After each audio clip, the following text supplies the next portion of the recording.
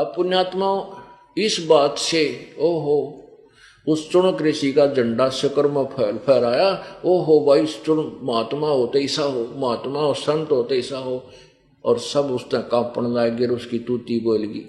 आज्ञा के बनेगी उसके साथ, ये तत्व ज्ञान के रोशनी में के चानने में आपको पता चलेगा।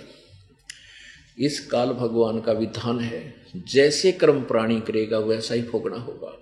जब तक ये पूर्ण परमेश्वर कबीर जी की शरण में इस दास के माध्यम से या परमेश्वर आते हैं या उनके संत जो पूर्ण आते हैं उनके माध्यम से इनकी शरण में नहीं आते, तब तक प्राणी वर्क डन ही प्राप्त करता है, किया कर्म ही प्राप्त करता है।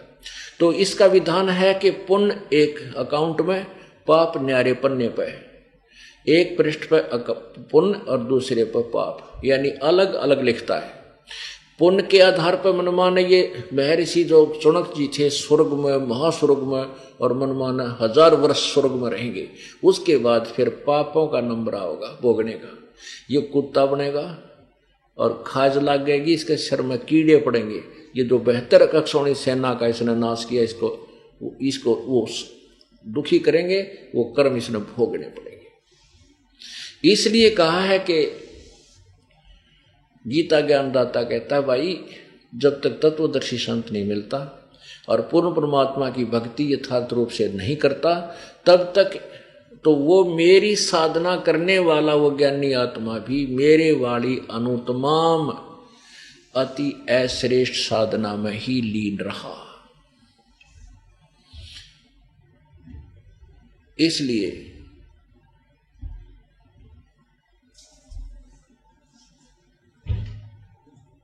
अब हमने इस ज्ञान को समझना है इस दृष्टिकोण से।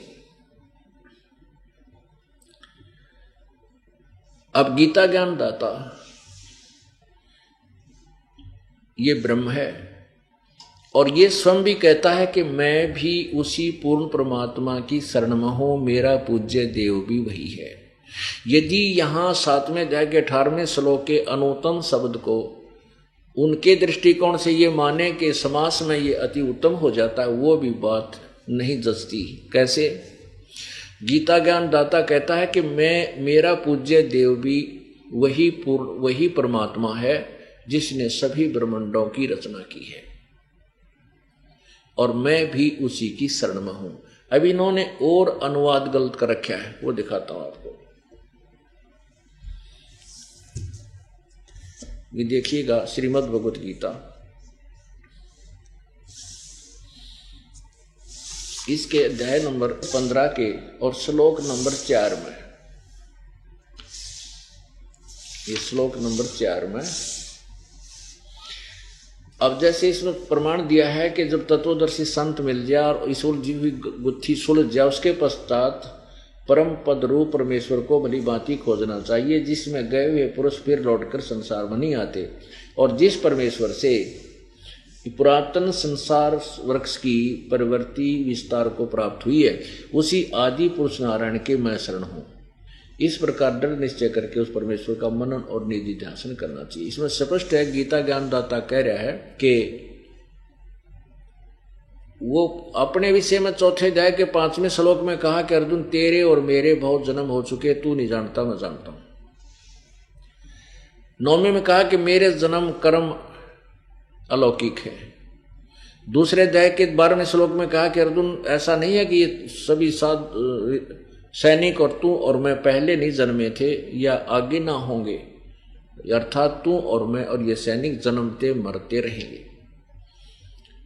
अब दूसरे अध्याय के 17वें श्लोक में कहा कि अविनाशी तो नाश रहित तो उसको जान जिसको मारने में कोई समर्थ नहीं, और जिससे सब ब्रह्मांडों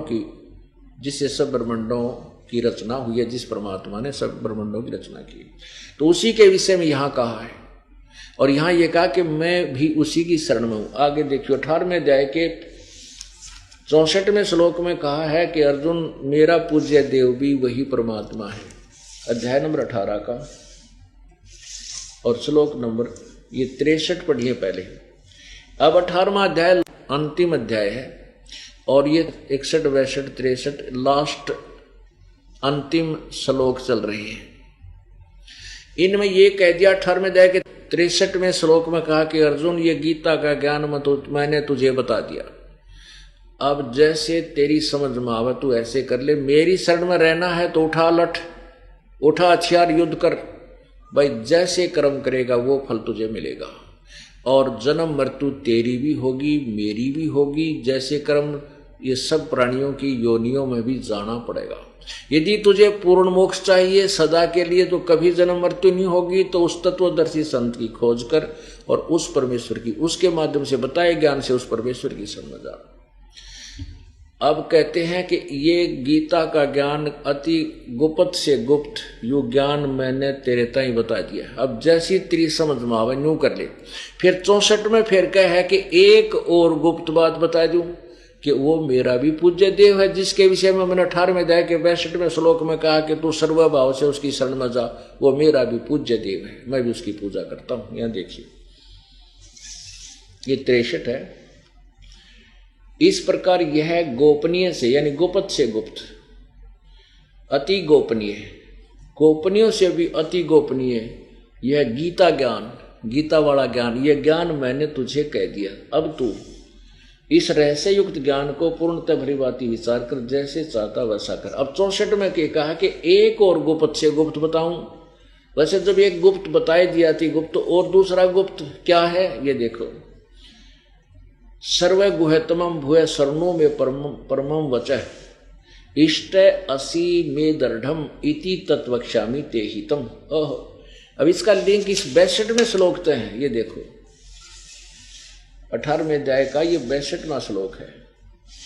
हे भारत, सब प्रकार से उस परमेश्वर की शरण में जा।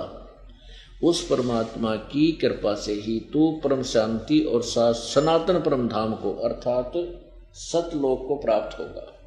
सनातन यानी शाश्वत, सदा रहने वाला, सबसे पुरातन, और परम धाम माने सतलोक, शाश्वत स्थान यानी सदा रहने वाले उस स्थान को यानी सतलोक, अविनाशी स्थान को प्राप्त होगा। अब इस 64 में जो कहा ना, एक और गुप्त बताऊं कि सर्व, यही उन्होंने क्या किया, संपूर्ण गोपनीयों से अति गोपनीय मेरे परम रहस्य युक्त वचनों को तो फिर सुन।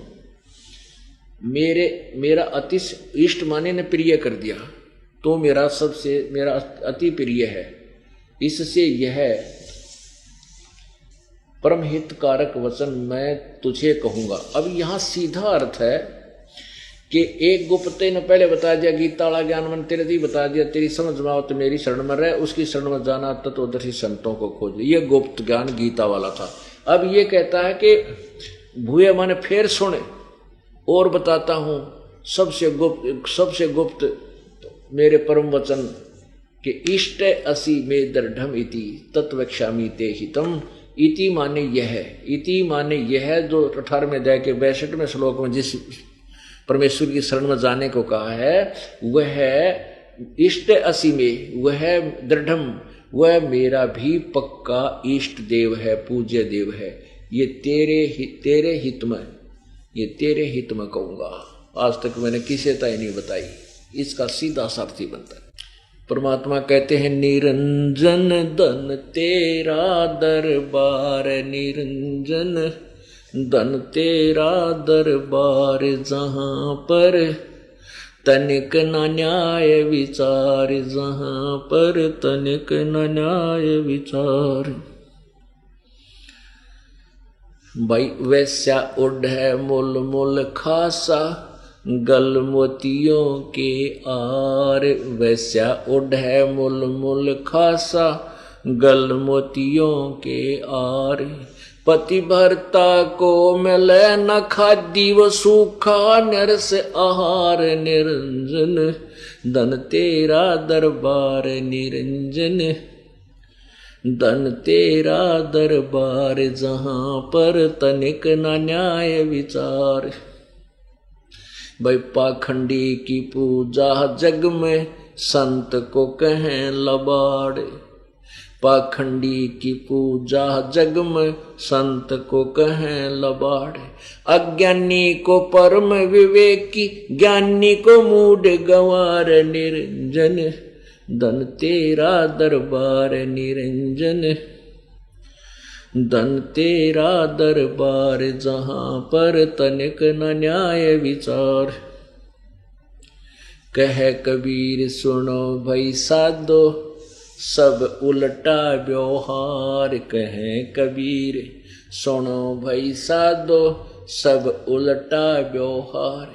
ये सच्चों को तो झूठ बताओ, इन झूठों का एतबार निरंजन। धन तेरा दरबार निरंजन, धन तेरा दरबार। जहां पर तनिक न न्याय विचार, जहां पर तनिक न न्याय विचार। कह कबीर सुनो भई साधो सब उल्टा व्यवहार। कहे कबीर सुनो भई साधो सब उल्टा व्यवहार। सच्चों को तो झूठ बताओ, इन झूठों का एतबार निरंजन। धन तेरा दरबार निरंजन, धन तेरा दरबार। आज से 600 वर्ष पहले परमात्मा माथे माथ मार के कहा करते रहे, ज्योति निरंजन ब्रह्म काल तन जुल्म कर रखा है। धन है तेरा यो दरबार, धन है तेरे ये नकली संत मैं ऋषि ये ढूंढा ठारे। यहाँ पर तनिक नहीं न्याय विचार, कोई भी ऐसा काम नहीं जो नेक हो।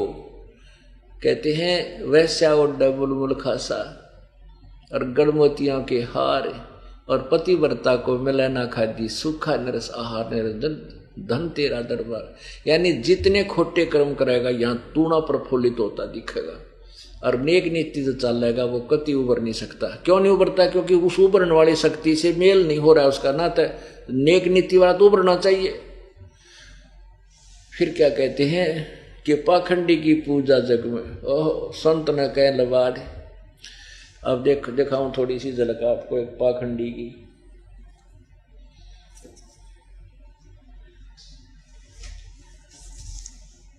अब यो एक घनाडी पाक रहा था इस अड़ेसी का। यो देखो महर्षि दयानंद सत्यार्थ प्रकाश। देखो अब स्वामी जी इस पोज ने देख कर तो आदमी कटका मर जाए। इसके ऊपर रख के वह चौड़ा पाट रहा ऐसा महापुरुष, और कतियो तो भगवान से मिल चुका होगा। और इसने कह खे का नहीं बेरा था भगवान का, कह खे ना वेदों को जानता था, और नो आकड़ के दिखा के, और ये गाक मार थे, ये नो डूब गए दुनिया ने। अब बड़ी जनता ने सोचे तो महापुरुष था, चाड़ा था भाई, देखनो बैठा बोला नीर समाधि ला रहा। और अब इसकी एक झलक दिखाता हूं, इन्होंने परमेश्वर के बारे में क्या बोला और फिर इनका क्या ज्ञान था। थोड़ा सा वेदों से तुलना कर दूंगा, आपको पता चल जाएगा कि सच्चों को तो झूठ बताओ, झूठों का एतबार नहीं, धन तेरा दरबार। अब देखिएगा ये सत्यार्थ प्रकाश है, कहाँ से प्रकाशित है? आज सत्यार्थ प्रकाश है महर्षि दयानंद सरस्वती कृत, वैदिक यति मंडल प्रकाशक है, वैदिक यति मंडल दयानंद मठ दीनानगर पंजाब से। और छपा कहाँ से है? ये है मुद्रक आचार्य प्रिंटिंग प्रेस, दयानंद मठ गोहाना मार्ग रोहतक है। अब 11वां समोल्लास देखो, इसका 11वां समोल्लास, इसके 306 पृष्ठ पे स्वामी जी ने कबीर परमेश्वर के बारे में कैसी अभद्र टिप्पणी की है। प्रश्न किया किसी ने, कबीर पंथी तो अच्छे हैं। उत्तर स्वामी जी दयानंद जी का नहीं। प्रश्न क्यों अच्छे नहीं? कि पाषाण आदि मूर्ति का खंडन करते हैं। कबीर साहब फूलों से उत्पन्न हुए और अंत में फूल भी फूल हो गए। ब्रह्मा विष्णु महादेव का जन्म नहीं था तब भी कबीर साहब थे बड़े सिद्ध। जिस बात को वेद पुराण नहीं जान सकता उसको कबीर जानता है। सच्चा रास्ता है सो कबीर ही ने दिखलाया है। उत्तर इस मंत्र, इनका मंत्र सतनाम कबीर आदि।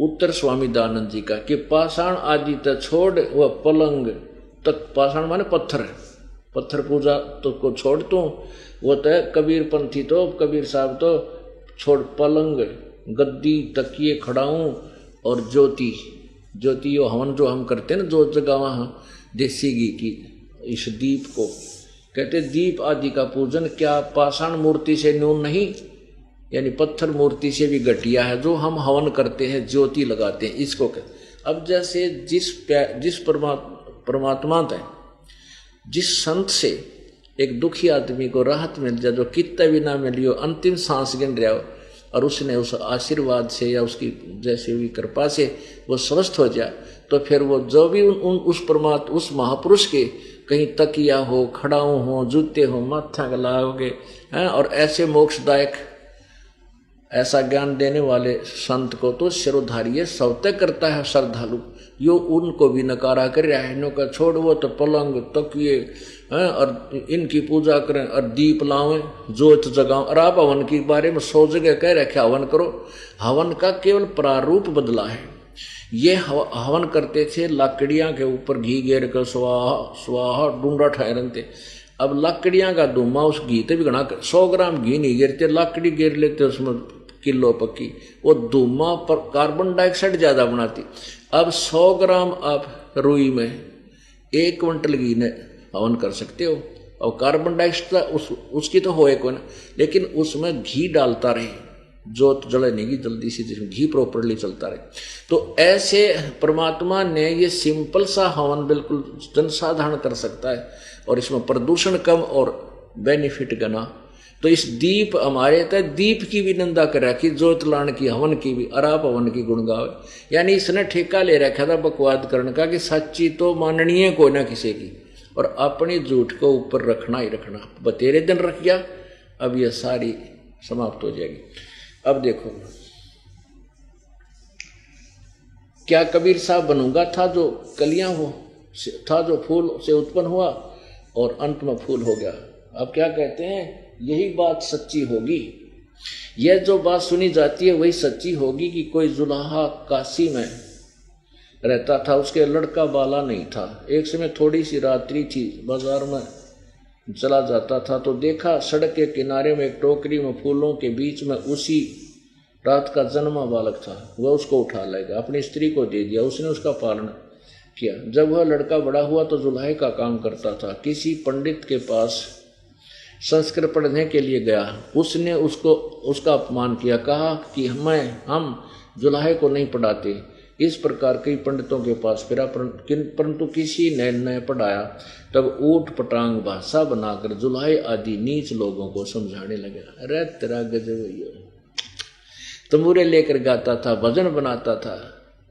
विशेष पंडित शास्त्र वेदों की निंदा किया करता था।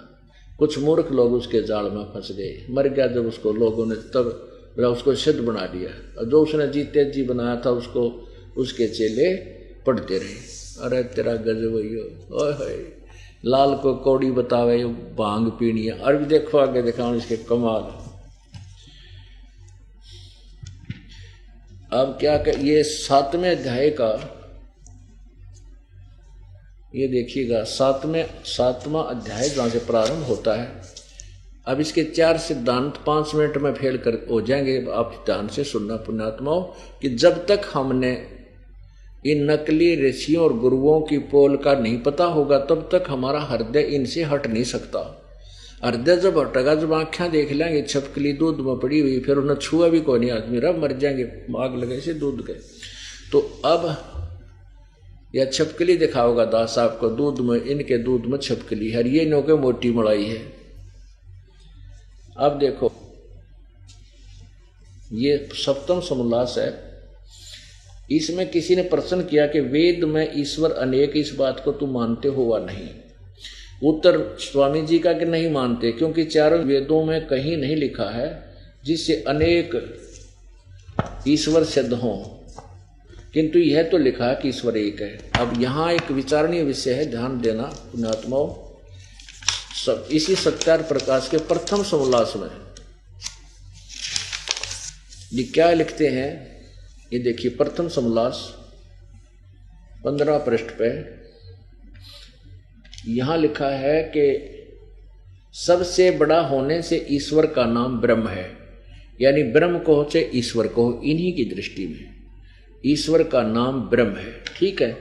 अच्छा, यहां किसी ने पूछा कि वेद में 151 पृष्ठ पर 67 में वेद में ईश्वर अनेक है, यानी ब्रह्म अनेक है, इस बात को तुम मानते हो वा नहीं? उत्तर स्वामी जी कहते हैं दानव जी नहीं मानते, क्योंकि चारों वेदों में कहीं नहीं लिखा इस जिससे अनेक ईश्वर यानी अनेक ब्रह्म सिद्ध हों।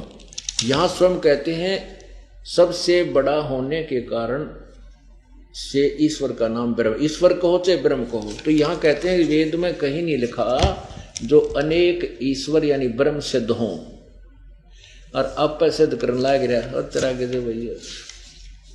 यहाँ देखो 154 पे किसी ने प्रश्न किया 7वें समोल्लास का 154 पे कि ईश्वर निराकार साकार है व निराकार। स्वामी जी कहते हैं निराकार। यहाँ देखो 154 पे कह रहा है निराकार, 155 पर साकार सिद्ध कर रहा है। क्या है कि परमेश्वर की स्तुति प्रार्थना उपासना करनी चाहिए व नहीं? उत्तर स्वामी जी की करनी चाहिए। प्रश्नकर्ता कहते हैं क्या स्तुति आदि करने से ईश्वर अपना नियम छोड़ स्तुति प्रार्थना करने वाले का पाप छुड़ा देगा यानी पाप नाश कर देगा? स्वामी जी कहते हैं नहीं। तो फिर प्रश्नकर्ता कहते हैं फिर स्तुति प्रार्थना किस लिए करें, क्यों करें करना? स्वामी जी उत्तर देते हैं उनके करने का फल अन्य ही है। प्रश्नकर्ता ने कहा क्या फल है फिर? तो स्वामी जी कहते हैं स्तुति से पाप तक कटे नहीं, साधना से। स्तुति से ईश्वर में प्रीति, उसके गुण कर्म स्वभाव से अपने गुण कर्म स्वभाव का सुधरना, प्रार्थना से निरभिमानता, उत्साह से सहाय का मिलना, और उपासना से परब्रह्म से मेल और उसका साक्षात्कार होना। अरे वाह भांग पीनिए। यहाँ तो कह रहा है निराकार है, और यहाँ 2 पृष्ठ पहले कह रहा है कि कोई अनेक ब्रह्म नहीं है, अनेक ईश्वर नहीं है, कहीं नहीं लिखा। और आप कह रहा है कि उपासना से पाप भी नहीं कटते, उपासना से परब्रह्म से मेल और उसका साक्षात्कार हो जाता है। इस निराकार सिद्धांत को भी फेल किया, और वो अनेक ब्रह्म नहीं है उस परब्रह्म शब्द लिखा है। परब्रह्म माने दूसरा, नेक्स्ट, अनोदर, जैसे दादा और एक परदादा, दूसरा दादा। परब्रह्म का सिंपल सा अर्थ है पर माने दूसरा, दूसरा ब्रह्म।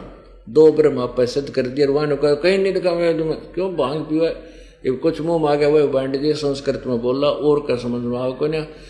तो मैं ऋषि पाक गया। अब यहाँ तीनों छोरी फैल होगी इसकी, तीनों कौन कौन सी? परमात्मा ईश्वर एक नहीं, ब्रह्म एक नहीं, एक है अनेक नहीं। आप पे कह दिया पर ब्रह्म से मेल, और निराकार है तो वो पहले ही मेल था, सर्वव्यापक है, और तो वो पहले ही मिला हुआ था। साधना से फिर कैसे मेल हुआ? और साक्षात्कार तो साकार का होता है, निराकार का होता है कोई।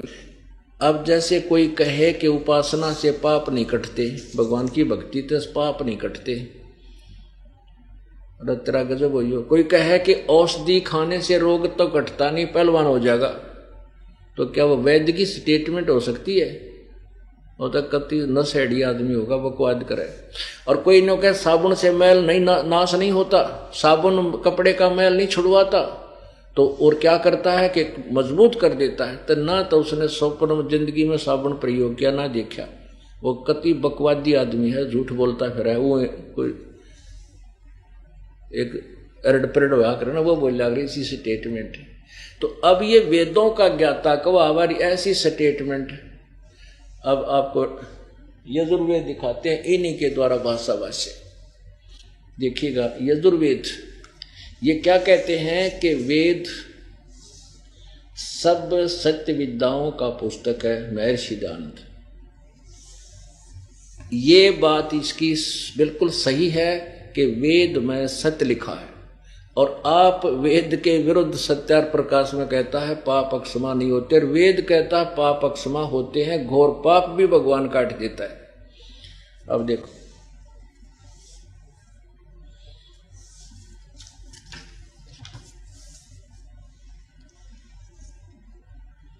प्रकाशक है सर्वदेशी कार्य प्रतिनिधि सभा 2/5 महर्षि दयानंद भवन, रामलीला मैदान, नई दिल्ली।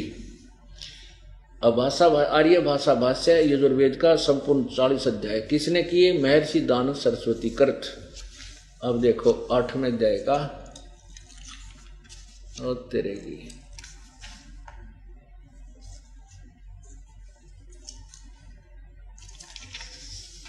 ये 8वां अध्याय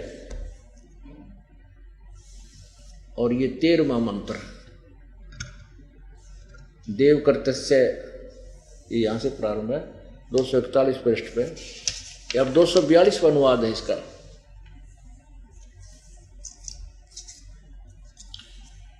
ये सबके उपकार करने वाले मित्र, मित्र माने परमात्मा। अब ये भी सिद्ध करना पड़ा, क्योंकि ये भ्रमित करने वाले जो लोग हैं ये इस सच्चाई को दबाना ही चाहते हैं कि थारी पोल पाटेगी और बात बिगड़गी।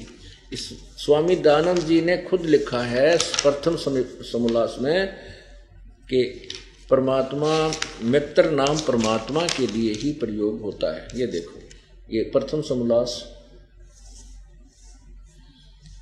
पृष्ठ नंबर ये 18 पे, जो सबसे स्नेह करे और सबको प्रीति करने योग्य है वह परमेश्वर सबका सच्चा मित्र है, इससे परमेश्वर का नाम मित्र है। तो यहाँ क्या सिद्ध होता है कि हे सबके उपकार करने वाले मित्र अर्थात परमेश्वर, हे सबके उपकार करने वाले मित्र अर्थात हे परमेश्वर, आप दान देने वाले के, एन से माने अपराध के यानी पाप के, एन से माने पाप भी होता है, इसने खुद लिखा पाप, क्योंकि ये बिचला लेते हैं। एन से माने अपराध को हो चाहे पाप को हो, अपराध पाप के विनाश करने वाले हो, दान देने वाले के पाप को नाश कर देते हो, और साधारण मनुष्यों के किए हुए अपराध के, एन से माने अपराध के अवजन्म नाश करने वाले हो, असी माने हो। पिता के किए हुए एन से विरोध आचरण नहीं, पाप के, अपराध के नाश करने वाले हो, अच्छी प्रकार करने वाले हो। आत्म कृत्य से अपने किए हुए, एन से माने पाप के, अवजन्म माने दूर करने वाले, असी माने हो। अन से अधर्म के अधर्म अर्थात घोर पाप को भी अवजन्म नाश करने वाले हो। जो विद्वान जानता हुआ मैं जो कुछ भी धर्म आचरण किया करता हुआ करूं, अधर्म आचरण, अधर्म यानी पाप, अनजान मैं जो कुछ भी किया करता हुआ करूं, उस सब एन से माने दुष्ट आचरण नहीं, सब पाप को अवजन्म माने दूर करने वाले यानी नाश करने वाले, छुड़वाने वाले, क्षमा करने वाले आप हैं। अब पुण्यात्माओं वेद को ये सत्य मानते हैं और वेद कह रहा है ये घोर पाप ने भी काट दिया परमात्मा, और स्वामी जी कह रहे हैं कि नहीं, उपासना से पाप अक्षमा नहीं होते। अरे वाह, जय हो बंदी छोड़ की। निरंजन धन तेरा दरबार, निरंजन धन तेरा दरबार, जहां पर तनिक न न्याय विचार। पाखंडी की पूजा जग में, संत को कहें लबाड़। परमात्मा ने गए उठ पटांग गाया करता, तंबूरे लेकर बांधा करता, और उसने जो बनाए जिंदा जी उसको पढ़ने लगे उसके अनुयायी। अरे तेरा गजब भाई, उस अमृतवाणी को तो ये नो कह है कि वो तो उठपटांग गाया करता रही। साढ़ा 70 प्रकाश में जो देखा हमने केवल रखा इसने अमृतवाणी। पाखंडी की पूजा जग में, संत को कहे लबाड़े। अज्ञानी को परम विवेकी, उस ज्ञानी को मूड गंवार। निरंजन धन तेरा दरबार, निरंजन धन तेरा दरबार। कह कबीर सुनो भाई साधो, या सब उल्टा व्यवहार। कह कबीर सुनो भाई साधो, सब उल्टा व्यवहार। सच्चों को तो झूठ बताओ, इन झूठों का एतबार। निरंजन धन तेरा दरबार, निरंजन धन तेरा दरबार। सत साहिब परमपिता परमात्मा, सारी सृष्टि के रचनहार, कुल मालिक कबीर परमेश्वर, अपने पाने की विधि, अपने पाने की वे ऑफ वर्शिप स्वयं ही एक तत्वदर्शी संत का रूप धारण करके यथार्थ रूप में प्रचार करते हैं। इसी का प्रमाण पवित्र चारों वेद दे रहे। पूर्ण ब्रह्म सर्वश्रेष्ठी रचनहार कबीर देव, कबीर प्रभु, कबीर साहब ये स्वयं ही आकर के इस पृथ्वी लोक पर अपने तत्व ज्ञान का प्रचार करते हैं, क्योंकि इस काल भगवान द्वारा अपने झूठे महर्षि, नकली महर्षि, ज्ञानहीन अज्ञानियों के द्वारा और गुरुओं के द्वारा पूर्ण रूप से भक्ति मार्ग को बिगड़वा दिया जाता है।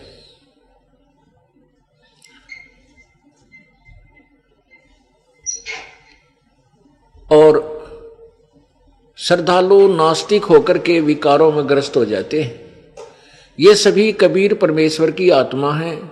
उसी कबीर परमेश्वर ने अपने बच्चों की दया आती है। इस काल ने परमेश्वर के बच्चों की ऐसी दुर्गति कर रखी है, कोई गधा बना दिया, कोई गधी बना दी, कोई कुत्ता बना दिया, कोई कुतिया बना दी, कोई कोड्डी, किसी का कैंसर हो रही है, किसी की टांग कट गई, किसी का बेटा मर गया, किसी की बेटी विधवा। ऐसी पीड़ा दे रखी है कि दिन रात ये प्राणी तड़पते रहते हैं, क्योंकि ये निर्दयी भगवान है, ये काल है, ये ब्रह्म कहलाता है। वो परमेश्वर अपने बच्चों को यहां से निकालने का भरसक प्रयत्न कर रहा है, लेकिन काल ने हमारे ऊपर इन तीनों गुणों का ऐसा प्रभाव डलवा दिया, रजगुण ब्रह्मा, सतगुण विष्णु, तमगुण शिव जी के द्वारा, कि हम यहीं के इस अस्थायी सुख, झूठे सुख को सुख मान बैठे। वो परमेश्वर आकर के एक सिंपल मैन की तरह, साधारण मनुष्य के जैसा एक रोल करता है, भूमिका करता है, और एक दास के अंदर, एक भक्त के अंदर जो गुण होने चाहिए वो गुण भी उसी परमात्मा में पूर्ण होते हैं। वही वो भूमिका पूर्ण रूप से करता है। और एक तत्वदर्शी संत में क्या गुण होने चाहिए, उसके पास कैसा ज्ञान होना चाहिए, वो भी ज्ञान, वो भी गुण उस पूर्ण संत, तत्वदर्शी संत वाले भी कबीर परमेश्वर में ही होते। उस समय तत्काल में, तत्कालीन समय में जो परमात्मा आते, उसके बाद तो कोई संत, तत्वदर्शी संत होता ही नहीं। और एक दो चार जो परमात्मा ने अपनी कृपा से जिनको अपना यथार्थ स्थान सतलोक दिखाया, अपने साक्षी बनाए, उनकी किसी ने सुनी नहीं, क्योंकि उस समय श्रद्धालु लोग अशिक्षित थे। तो कहने का तात्पर्य यह है कि वो परमात्मा स्वयं ही आकर के अपने पाने की यथार्थ विधि बताते हैं। क्या बताते हैं? गुरु गोविंद दोनों खड़े, गुरु गोविंद दोनों खड़े, काके लागू पाए, बलिहारी गुरु अपना जिन गोविंद दियो मिलाए। अब परमेश्वर क्या बताना चाहते हैं? गुरु बड़े गोविंद से मन में देख विचार, हरि सुमरे सो रह गए, गुरु सुमरे हुए पार। सात दीप नौ खंड में गुरु से बड़ा ना कोई, करता करे न कर सके, गुरु करे सो होए। अब परमात्मा क्या कहते हैं कि जिसमें कबीर परमेश्वर आए थे वो एक सच्चे गुरु, सतगुरु, वास्तव में गुरु थे। और जिसको ये भगवान मानते हैं, कर्ता मानते हैं, ब्रह्म को, ज्योति निरंजन को, वो कुछ नहीं कर सकता। परमात्मा ने इसको कहा था कि तू मेरे बच्चों को दुखी मत करना, ये तेरे साथ नालायक जा तो रहे हैं, पर तंग मत करना, नहीं तेरे को मैं बख्शूंगा नहीं। तो इसने कहा था परमात्मा, मैं सत्य का राज करूंगा, जैसा कोई कर्म करेगा मैं उसका वैसा ही फल दे दूंगा। तो इस काल ने एक परमात्मा ने एक विधान बनाकर दिया है, तो उस विधान अनुसार ये कुछ भी परिवर्तन नहीं कर सकता। जैसे कर्म प्राणी करता है वैसे ही फल दे सकता है। केवल कबीर परमेश्वर, पूर्ण ब्रह्म, परम अक्षर ब्रह्म ही हमारे पापों का नाश करके हमें दुखों से सुख दे सकता है। दुख समाप्त करके, क्योंकि पाप से दुख होते हैं, अपराध से सजा मिलती है, अपराध माफ होते ही सजा मुक्त हो जाते हैं। केवल वो परमात्मा ही हमारे पाप कर्मों का नाश कर सकता है। जैसा कि यजुर्वेद, पवित्र यजुर्वेद अध्याय नंबर 8 के श्लोक नंबर 13 में आपने कल आंखों भी देखा और सुना। तो यहां परमात्मा कहते हैं कि 7 दीप नौखंड में, उस समय जो परमेश्वर होते हैं उस एक ही तत्वदर्शी संत विश्व में होता है और उसी से सर्व लाभ होते हैं, क्योंकि वो या तो स्वयं परमेश्वर होते हैं या परमेश्वर का दास उसका कृपा पात्र होता है, तो उसी से लाभ होता है। इसलिए कहते हैं 7 दीप नौखंड में गुरु से बड़ा ना कोई। यदि गुरु हो तो, ये नकली गुरुओं के ऊपर लागू नहीं होती। इन्होंने इस तत्वदर्शी संत के गुणों को, जो उसके अंदर होते हैं गुण, यानी उसके मेरिट होते हैं, उनको नकलियों के ऊपर लगा लिया, छाप लगा ली। उनसे कोई लाभ नहीं होने वाला। तो ये उस तत्वदर्शी संत जो परमेश्वर कबीर जी का कृपा पात्र हो या स्वयं कबीर परमेश्वर हो, इन द फॉर्म ऑफ गुरु, जो परमात्मा की भूमिका कर रहे होते हैं, तो उस अपने विषय में और फिर अपने द्वारा भेजे हुए दास के विषय में कह रहे हैं 7 दीप नौखंड में, 7 दीप नौखंड में गुरु से बड़ा ना कोई, करता करे ना कर सके, गुरु करे सो होवे। गुरु बड़े गोविंद से, जिनको तुम गोविंद मानते हो, ब्रह्मा विष्णु महेश ब्रह्म पर ब्रह्म कहते, इनसे तो हमारा तत्वदर्शी संत 1000 गुना 21 होता है, यानी उनसे उस अत्यधिक लाभ वो देता है। या परमात्मा तो आते हैं, वो तो कहना ही क्या। फिर परमेश्वर कबीर जी कहते हैं मम संत मुझे ही जान मेरा ही स्वरूपम, मेरे द्वारा भेजे गए मेरे संत को, मेरे कृपा पात्र तत्वदर्शी संत को मुझे ही समझ लेना, मेरा ही स्वरूप जानना। अब क्या बताते हैं, गुरु गोविंद दोनों खड़े, एक तरफ तो तत्वदर्शी संत खड़ा और मान लिए एक तरफ भगवान आके खड़ा हो जाए, तो आपकी श्रद्धा गुरु जी में परमात्मा से भी अधिक हो। क्यों? क्योंकि आपने परमात्मा को देखा नहीं, और जिस फॉर्म में भगवान सतलोक में है, साकार है, उसका शरीर इतना तेजो में है, आप उसे देख नहीं सकते। दृष्टि आपकी उसके जैसे उल्लू सूर्य नहीं देख सकता। इसलिए परमात्मा स्वयं आते हैं अन्य रूप धारण करके, हल्का तेज पुंज का शरीर बना करके, मनुष्य सदृश तो शरीर है ही, लेकिन अपने शरीर तेजोमय शरीर को ढांप के ऊपर और कोट पहन के दूसरा चोला, तो तब आते हैं। तो कहते हैं एक तरफ तो गुरु जी खड़े हैं, दूसरी तरफ आपके सामने भगवान है, तो आप किसके चरणों लगोगे? तो परमात्मा आप ही उसका उत्तर दे रहे हैं कि बलिहारी गुरु आपना, जिसने गोविंद दिया मिलाए, कि मैं तो उस गुरु जी के ही चरणों के ऊपर बलिहारी हूं जिसने भगवान मिला दिया। अगर गुरु जी ना होते तो भगवान नहीं मिलता, तो मेरा भगवान किस काम का, पहले मैं धक्के खाता फिर ही था। और फिर क्या कहते हैं, कबीर हरि जय रूठ जा। यदि भगवान रूठ गया, परमात्मा रुष्ट हो गया आपका, तो गुरु की शरण में जावे। और कह कबीर गुरु रूठ गए तो हर ना करे सहाय। अब जैसे किसी व्यक्ति के ऊपर आपत्ति आने लग जाए,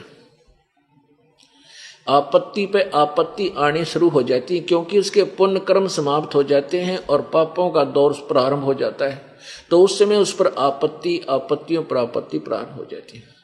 तो वो अपने आप कहा करे, भाई मेरा राम रूठ गया, मेरा भगवान रुष्ट हो गया, मेरे कर्म फूट गए, यानी शुभ कर्म समाप्त हुए, पाप कर्म प्रारंभ हो गए, मेरा भगवान रूठ गया। अब जैसे इस पंक्ति को स्पष्ट करते हैं कि गुरु गोविंद दोनों खड़े किसके लागू पाए? बलिहारी गुरु अपना जिन गोविंद दियो मिलाए। जैसे आप उदाहरणार्थ जल को भगवान समझो और हैंड पंप जो नल का लगाया जाता है जमीन में उसको आप गुरु समझो। हैंड पंप एक तरफ तो हैंड पंप है और दूसरी तरफ एक घड़े में जल है। और परमात्मा कहते हैं, यह उदाहरण देना चाहते हैं कि एक तरफ तो गुरुजी हैं यानी हैंड पंप और दूसरी तरफ वो भगवान है घड़े में जल, आपके पुण्य आपके पास है। तो कहते हैं आप इस नलके में थे, नलके और घड़े में से किसको चुनोगे, किसको सिलेक्ट करोगे? तो बुद्धिमान व्यक्ति हैंड पंप को स्वीकार सिलेक्ट करेगा, चुनेगा, क्योंकि मटके का पानी तो 5-4 बार पिया खत्म होया समाप्त हो जाएगा और नलके से फिर चाहे 100 मटके भर लो, 100 घड़े भर लो जल के, शीतल जल के, स्वादिष्ट जल के। तो इस प्रकार गुरुजी तो हैंड पंप समझो और आपके पुण्य आपके पास, आपके घड़े में पानी है, उसको भगवान समझ लो।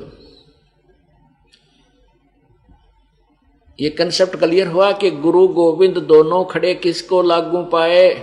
बलिहारी गुरु अपना, कि बलिहारी है वो हैंड पंप जिससे जितना मर्जी पानी निकाल के, यानी गुरुदेव के द्वारा बताए गए उस नाम जाप का सिमरन सेवा जो भी बताई साधनाएं करके हम भगवान वाले गुण प्राप्त कर लेंगे।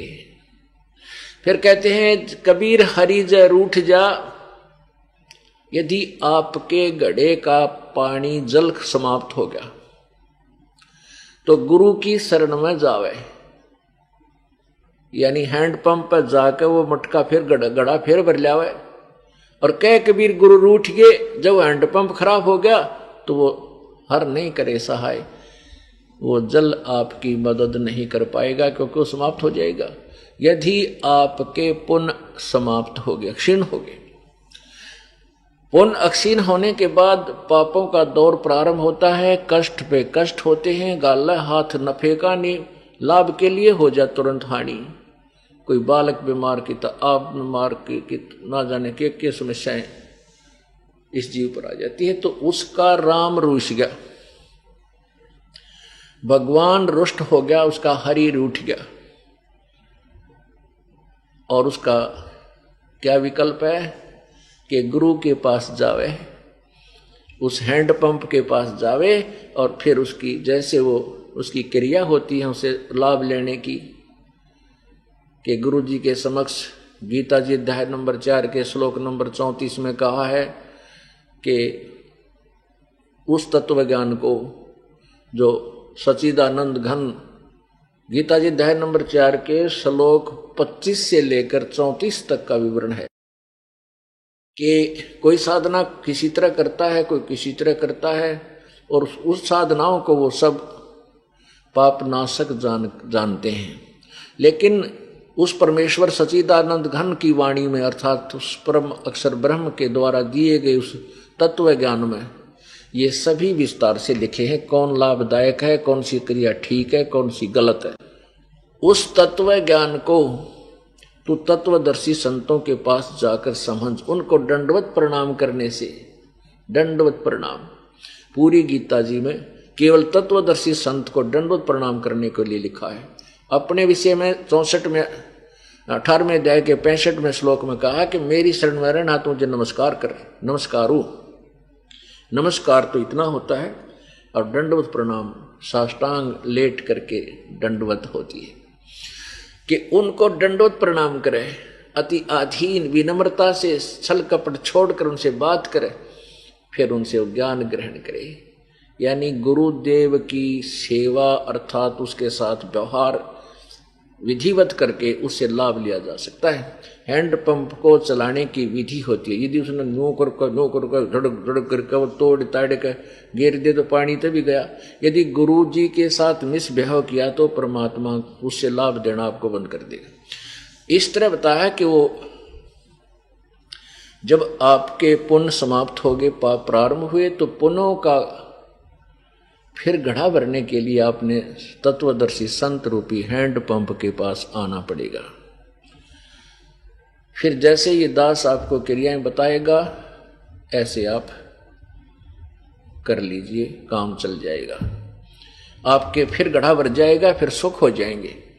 अब क्या है कि हम ये दास देख रहा है, आज सन 1994 में इस दास को मेरे पूज्य गुरुदेव ने नाम दान करने का आदेश दिया था। जिस समय इस दास ने प्रचार प्रारंभ किया और ये उपदेश देना प्रारंभ किया, उस समय उन श्रद्धालुओं की जो उस समय शरण में आए ऐसी दुर्गति हो रही थी और आज उनको सारे सुख हो गए, ठाठ कर दी, क्योंकि वो घड़ा फिर भर लिया पुनों का। अब वो एकाधा यानी कुछ प्रतिशत आंडी पाकन लाग रहे हैं, एक 6 महीना मांगे, एक साल लगा दे हैं। ये और काल का जाल है उनके ऊपर, क्योंकि सुख होंगे भगवान से दूर। न्यूना बेरा वो मटका फिर खत्म होगा, वो जितने पुण्य इकट्ठे किए थे वो फिर समाप्त होंगे। और हैंड पंप लिया बिगाड़, वो खराब कर लिया, अब आगे मरोगे फिर उसी तरह दुर्गति हो जाएंगी। तो परमात्मा कहते हैं सुख के माथे पत्थर पड़ो, जो नाम हृदय से जावे, बलिहारी उस दुख के जो पल पल नाम रटावे। ये परमात्मा इसे सुख के आग लगा जो तेरे तो दूर कर दे, ऐसा दुख भी बना रहे जिससे तेरी याद आए जा। तो पुण्यात्माओं,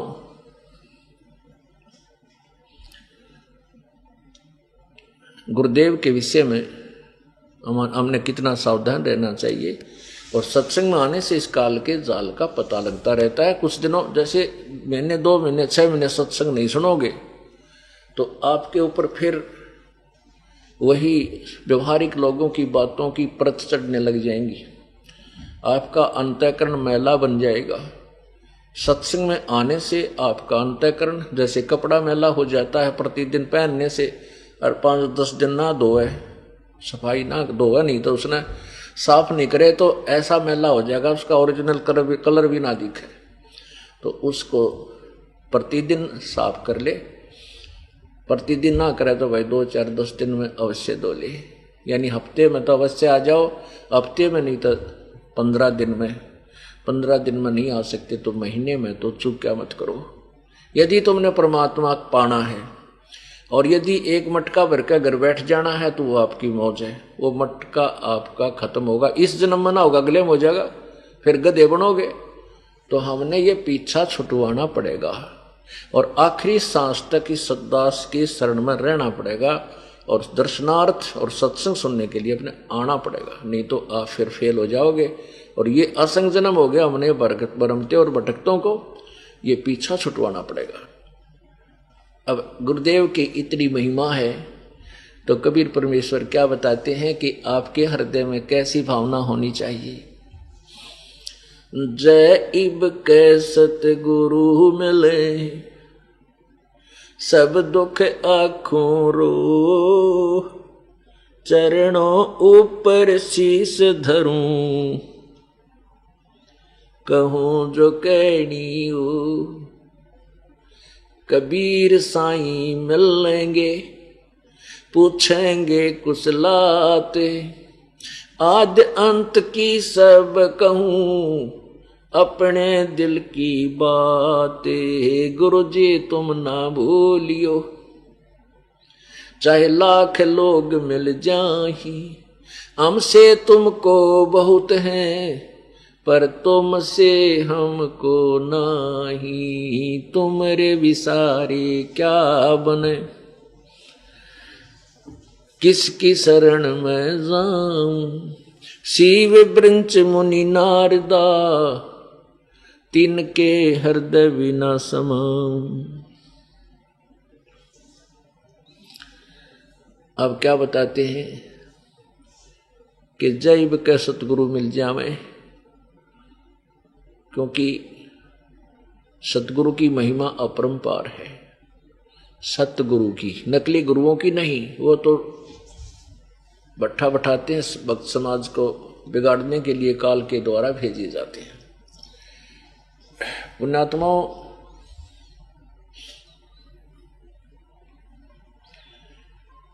अब काल जो है ये सत भक्ति नहीं करने देता।